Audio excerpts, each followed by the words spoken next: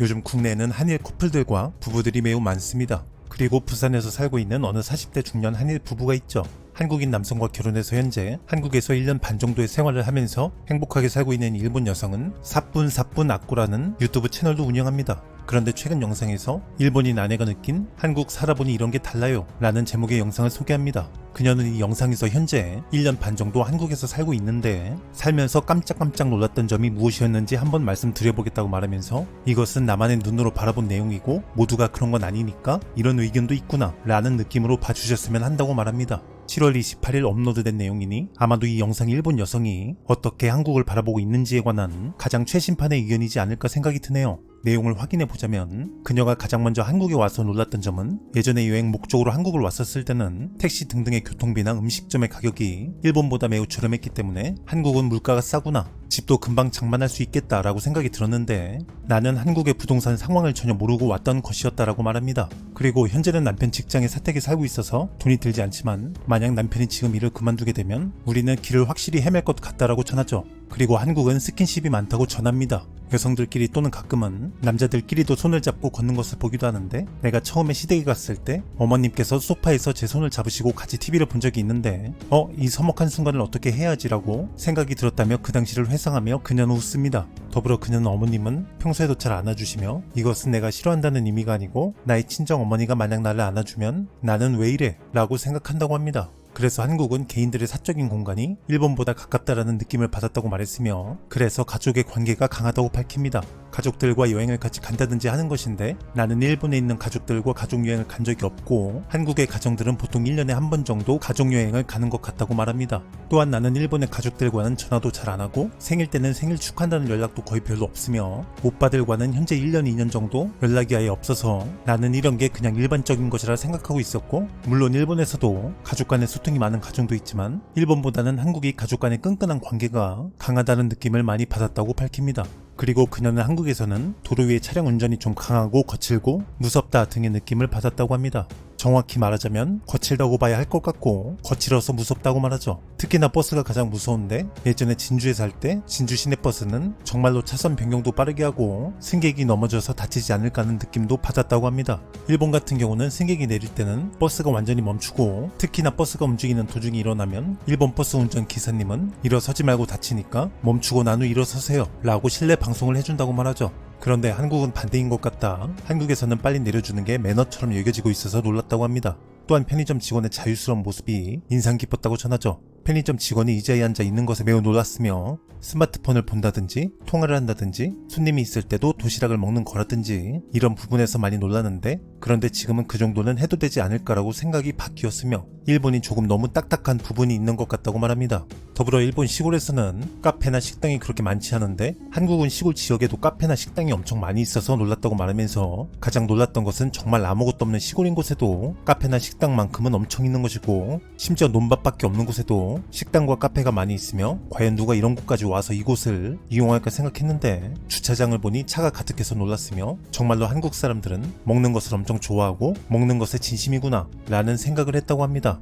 그리고 한국은 나이에 대한 예의가 일본보다 엄격하다고 전합니다. 그러자 옆에 있던 그녀의 남편분은 한국에서 흔히 생각할 때는 일본에서 나이를 더 따질 것 같은데 일본은 그런 게 별로 없으며 친구들 사이에서도 나이에 대한 개념이 잘 없는 것 같다고 말을 건넵니다. 그러자 그녀도 나와 제일 친한 친구도 3살 정도 나이가 많은 친구가 있었던 것 같다고 기억을 되짚어봅니다. 또한 내 남편이 부모님을 대할 때나 나를 기준으로 시부모님을 대할 때 존댓말을 사용하는 것을 보고 놀랐다고 말하죠. 본인은 왜 부모님한테 존댓말을 쓰지? 정말 굉장하다 라고 느꼈다고 합니다. 더불어 한국 남자들은 레이디 퍼스트 문화가 굉장하다고 말합니다. 물론 사람마다 다르겠지만 삼겹살을 다 구워준다든지 치킨이나 생선의 뼈를 다 발라준다든지 그런 것들을 전부 해주며 심지어 짐도 들어주고 애정 표현도 많이 해주고 항상 이쁘다 이쁘다 계속 말해주니까 뭔가 당사자가 점점 착각을 하게 된다고 말합니다. 정말로 내가 공주님처럼 예쁜 건 아닐까 하고 말이죠. 그런 걸 보통 사회학적 전문용어 2글자로 찝적, 인문학적 전문용어 3글자로 개오바, 통계학적 전문용어 4글자로 어장관리라고 표현하죠. 그리고 그녀는 뭐든지 칭찬을 해주니까 좋고 오늘도 이쁘네, 와 잘 먹네, 잘했어, 예쁘네 라고 항상 말해주며 먹는 것만으로도 잘하는 거구나 라고 생각이 든다고 말합니다. 말빨로 혼을 쏙 빼놓고 아주 그냥 1박 2일 여행 캐리어를 쌓으며 나이키 미소를 지었을 남편분에게 이 영상을 바칩니다. 시댁을 가도 마찬가지라고 전하면서 어머님도 나를 보며 잘 먹네, 잘하네 라고 칭찬해준다고 말하죠. 잘 먹네, 잘하네, 우리 복덩이라는 말까지 하셨으면 최소 쌍둥이 출산은 무조건 해야 합니다. 그리고 한국은 식사와 건강의 연결성이 강하다고 전합니다. 한방 재료로 만든 것도 많이 있고 한약을 사용한 차라든지 그런 것들이 많이 있다고 말합니다. 이제 어머님이 우리 복덩이 요즘 더워서 지치니까 한약 하나 지어줄게 라는 말까지 하시면 올해 안에 무조건 출산해야 합니다. 그녀는 이런 것들은 특별하다는 느낌이 들지 않을 정도로 한약재를 파는 가게를 흔하게 볼 수 있었고 동양의학적인 부분이 생활 중심에 깊게 심어져 있다는 인상을 받았다고 합니다.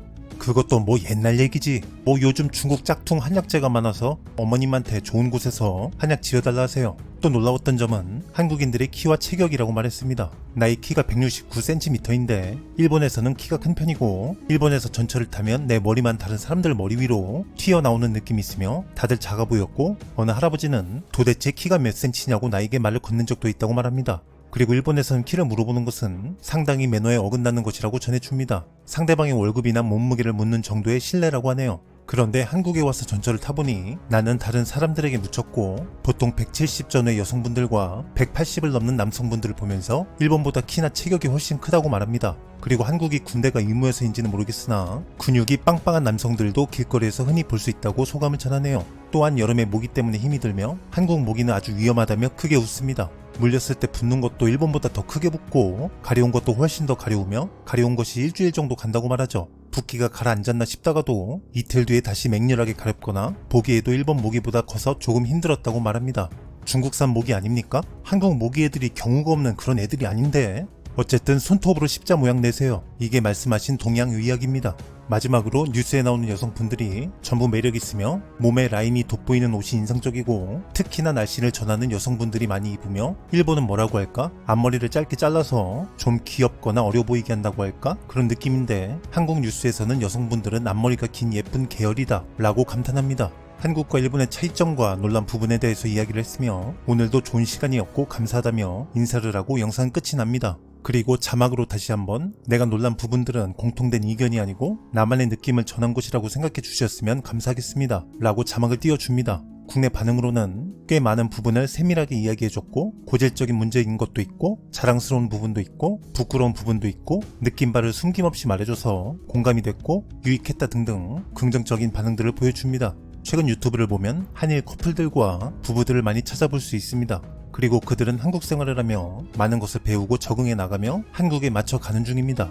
참고로 저는 다음 생에 다시 태어나도 현재 우리 집 그분과 다시 결혼할 겁니다. 쉿! 갑자기 방문을 열어서 방송이 고르지 못한 점 죄송합니다. 오늘은 여기까지입니다. 지구본 뉴스 볼만 하셨다면 구독, 좋아요 부탁드립니다.